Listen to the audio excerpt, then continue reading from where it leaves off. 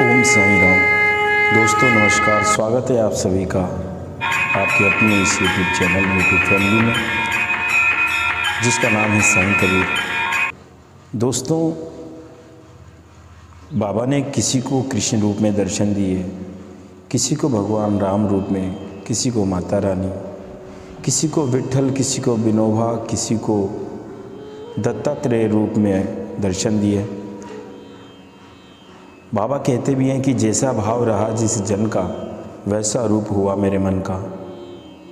जो इंसान जैसी श्रद्धा लेकर बाबा के चरणों में समर्पित करता है, बाबा उसको उसी रूप में दर्शन देते हैं। किसी के लिए बाबा कृष्ण, किसी के लिए राम का रूप धारण करके उसके कमल हृदय में विराजमान हो गए, लेकिन मुझे मेरे बाबा कबीर रूप में ही दर्शन दिए, कबीर रूप में ही मुझे अपनाया, कबीर रूप में ही मुझे राह दिखाई। कबीर का ही वो शब्द था जिसकी वजह से मैं बाबा की तरफ अग्रसर हुआ। बहुत समय पहले की बात है, जब मैं हरियाणा में रहा करता था। बिहानी जी, जो कि सेक्टर 10 में रहा करते थे, उनके यहाँ एक बार साईं भजन संध्या हो रही थी।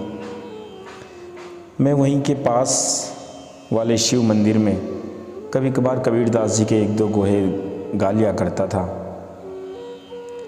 तो मुझे भी बुलावा था। मैं भजन में तो न बैठा, लेकिन भंडारा इत्यादि सब कुछ खिलाना, डोना पत्तल उठाकर फेंकना, उन्हें जलाना, ये सारी सेवाएं मैंने करी।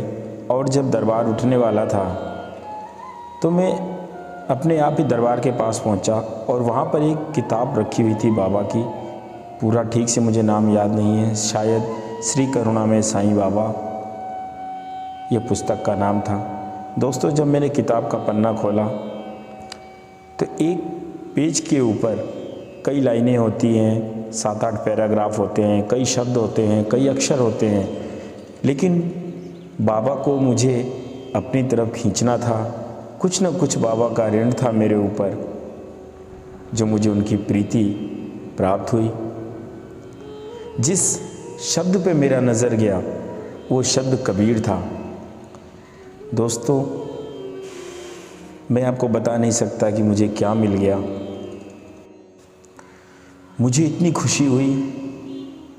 ये वो घटना मैं आपको बता रहा हूँ जहाँ से मैं बाबा की तरफ अग्रसर हुआ। बाबा ने मुझे अपनी शरणागति प्रदान की। मेरी उत्सुकता का ठिकाना न रहा। मैंने तुरंत उस किताब को हाथ में लेकर पढ़ने की कोशिश की। जब मैंने देखा कि कबीर शब्द कहाँ से लिखा हुआ, मैंने 2-4 शब्द पहले देखा तो वहाँ लिखा हुआ था बाबा, और उसके आगे डैश का निशान करके लिखा हुआ था कि मेरा धर्म कबीर है।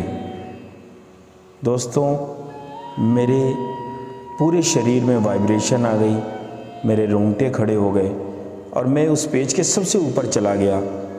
जो ऊपर की लाइन थी,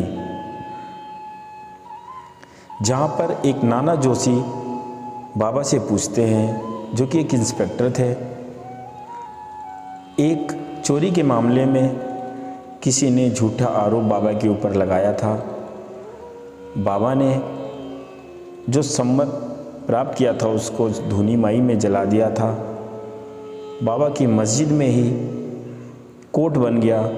वहीं पर जस्टिस और वहीं पर नाना जोशी आए, और वो बाबा से सवाल कर रहे थे कि तुम्हारा नाम क्या है। तो बाबा ने कहा साईं। लोग मुझे साईं कहते हैं। तुम्हारे पिता का नाम क्या है? तो बाबा ने कहा कि उनका भी नाम साईं है। फिर नाना जोशी ने पूछा कि तुम्हारी उम्र कितनी है? तो बाबा ने कहा मेरी उम्र अनंत काल है। फिर उन्होंने पूछा कि तुम्हारे गुरु कौन हैं? तो बाबा ने अपने गुरु का नाम वैंकुशा बताया। फिर पूछा तुम्हारा धर्म क्या है? तो बाबा ने बोला कबीर। दोस्तों, यही वो मोमेंट था, पल था, जब मैं बाबा की तरफ अग्रसर हुआ। उसके बाद कुछ मन में जिज्ञासा सी हुई, तो फिर कुछ चीज़ें पता चली कि बाबा ने ज़िंदगी भर चक्की चलाई और 500 साल पहले कबीरदास जी चक्की को लेके अनेकों रचनाएं कर गए। बाबा का नाम साईं पड़ा और 500 साल पहले कबीरदास जी साईं शब्द को लेकर इतनी रचनाएं कर गए। शायद उन्हें पता था कि आने वाले समय में मेरा अवतार साईं के नाम से होगा, इसीलिए 500 साल पहले वो ये बात भी बोल गए कि मन लागा मेरो सतनाम तेरी फ़कीरी में, तू कहाँ फिरत मगरूरी में, जो अव्वल बादशाही मिले गरीबी में, वो ना मिले अमीरी में, श्रद्धा नगर में रहनी हमारी, साहिब मिले सबूरी में। दोस्तों, आज से 500 साल 600 साल पहले कबीरदास जी ये बात लिख गए कि श्रद्धा नगर में रहनी हमारी, साहिब मिले सबूरी में। वो श्रद्धा और सबूरी 2 शब्द का जो मंत्र था, जो बाबा ज़िंदगी भर बोलते रहे, जो बाबा का आधार था, बाबा की शरणागत होने की प्रथम और अंतिम सीढ़ी थी। वो खुद कहते हैं कबीरदास जी कि चारों दिशा जागीरी में, मन लागा मेरो यार फ़कीरी में। बाबा भी कहते हैं, साईं बाबा भी कहते हैं कि अगर तुझे मेरी शरण में आना है तो अपने अहंकार से शून्य होकर मेरी शरण में आ। कबीरदास जी 500 साल पहले उसी बात को कह रहे हैं, मन लागा मेरो यार फ़कीरी में, कि मेरा मन फ़कीरी में लग गया। और बाबा खुद बोलते हैं साईं सच्चरित्र में कि जो अव्वल बादशाही फ़कीरी में है वो अमीरी में नहीं है। तो फिर उसके बाद मैंने एक चीज़ और नोट करी कि कबीर मैंने खुदा, साईं मैंने साक्षात ईश्वर। उसके बाद बाबा की समाधि स्थान के पास जो गुरु स्थान है, वहाँ पर नीम का पेड़, और जहाँ खलीलाबाद में जिस मगर स्थान पर कबीरदास जी की समाधि और मंदिर बना है, वहाँ भी नीम का पेड़। बहुत सी समानताएं मिलती चली गई और मुझे बाबा का प्यार मिला। दोस्तों, मैं अपने इस चैनल पर बाबा से जुड़ी हर बात आप लोगों के सामने रखने की कोशिश करूँगा।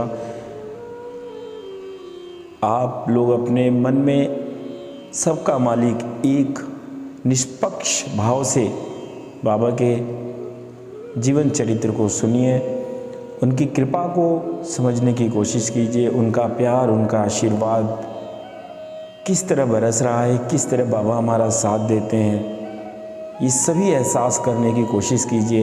बाबा हर पल आप लोगों के साथ हैं। मैं बाबा से प्रार्थना करूंगा कि आप सभी लोग स्वस्थ रहें, आप सभी का हर सपना पूरा हो। मिलते हैं बाबा की कुछ और बातों के साथ अगली वीडियो में। तब तक के लिए आप सभी को ओम साईं राम।